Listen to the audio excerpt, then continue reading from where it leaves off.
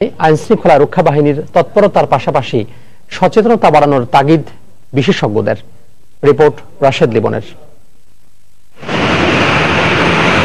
রাজধানীর airport road, ফাঁকা রাস্তায় বেপরোয়া চালক, ঘটছে দুর্ঘটনা। প্রভাতী বনশ্রী পরিবহনের এই বাসটি নিয়ন্ত্রণ হারালে ক্ষয়ক্ষতি তেমন না হলেও হতাহতের সংখ্যা 20, ক্ষতিগ্রস্ত হয়েছে ফুটপাতও। বৃষ্টিতে আসছিল, আসে ব্রেক ফেল হয়ে এইখানে এসে চাক্কা বাস্ট হয়েছে। স্পিড খুব হয়েছিল, আবার বৃষ্টি, এই জন্য উনি কন্ট্রোল করতে পারেনি। জাস্ট ওই বাঘটার মধ্যে গায়ে আসতে আসার কথা, এটা জাস্ট জোরে এসে এই আইল্যান্ডের উপরে তুলে দিল।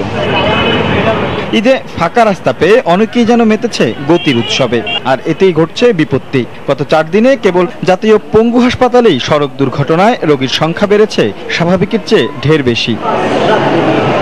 স্বাভাবিক অবস্থায় যেখানে প্রতিদিন গড়ে 80 থেকে 100 জন দুর্ঘটনা রোগী আসে, সেখানে এই কদিনে তা ছাড়িয়ে 150 থেকে 180। মৃতের সংখ্যা 3। ঢাকা মেডিকেলের চিত্রও প্রায় একই রকম।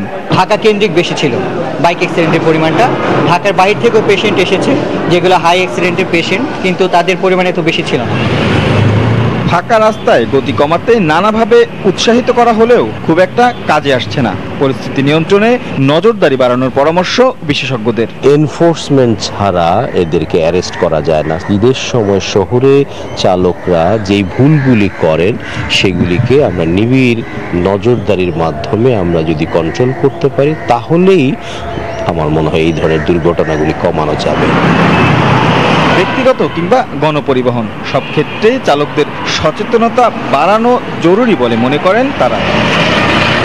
বছর জুড়ে যানজটে নাকাল নগরবাসীর কাছে ঈদ এলেই অন্য এক ঢাকা। তাই তো ফাঁকা রাজপথে একটু ঘোরাঘুরিও যেন খোরাক জোগাচ্ছে বিনোদনের। তবে একটুখানি অসতর্কতাই আবার ডেকে আনছে মারাত্মক দুর্ঘটনা।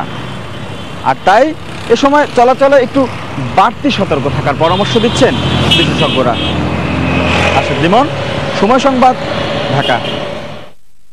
রংপুরে 2টি বাসের সংঘর্ষে 3 জন নিহত হয়েছেন, আহত হয়েছেন অন্তত 14 জন। গতরাতে তারাগঞ্জ উপজেলায় এ দুর্ঘটনা হয়। পুলিশ জানায়, দিনাজপুর থেকে ছেড়ে আসা একটি যাত্রীবাহী বাস ঢাকা যাচ্ছিল। তারাগঞ্জ উপজেলা স্বাস্থ্য কমপ্লেক্সের সামনে পৌঁছালে ঢাকামুখী অপর একটি বাস সেটিকে চেষ্টা করে।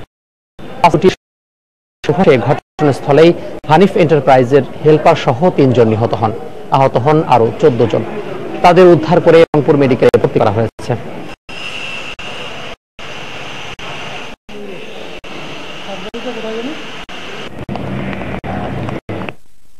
জাত, ধর্ম বা বর্ণ নয়, রাজধানী নবাবপুরের মদনমোহন অন্নছত্র ট্রাস্টের মূল বিবেচ্য ক্ষুধা। প্রায় 100 বছর ধরে সেখানে এক একটি দুপুর হয়ে ওঠে শত শত মানুষের খাবারের কেন্দ্র।